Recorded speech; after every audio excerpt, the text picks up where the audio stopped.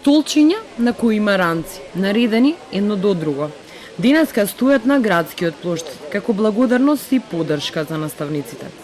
Празни училишни столчиња и празни училници и сликата во училиштата кои не добија дозвола да ги отворат вратите за учениците од повисоките оделенија. Сепак, од друга страна, над 600 училишта ги прилагодија училните и објектите и почнаа со физичка настава и за основците и средношколците. А владината комисија вчера преразгледувала барања и дала зелено светло на десетици училишта да почнат со класична настава. Синоќа прифативме еден нов извештај, каде што нови десетици подрачни и основни училишта се одобрени со физичка настава. Дел од оние кои треба да учат онлайн, а нивното училиште не ги исполнува условите да држат часови и да прими ученици во училниците, решија да излезат на бојкот.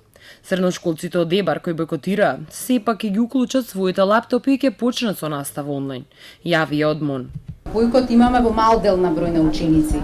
Во Дебар е надмината состојбата, имаше изјави од самиот директор. Истото се случува и во другите училишта, кај дел од учениците кои што секако се навикнуваат на промената. Да не заборавиме дека ова е тежок процес во кој што одиме сите заедно, и наставниците, и учениците, и родителите, и владата. И дека со бојкот нема да постигнеме ништо. Тоа е неконструктивен начин на искажување на незадоволство. За работата на онлайн платформата Царовски изјави дека во најголем број од училиштата тече без проблем. Таму каде што има потешкоти со интернетот, проблемите се решаваат во од. Инаку училишната година почна на 1 октомври, а за оние училишта кои држат класична настава. Надзорот на тоа дали се почитуваат протоколите за заштита од корона врши просветниот државен инспекторат и здравствените инспектори.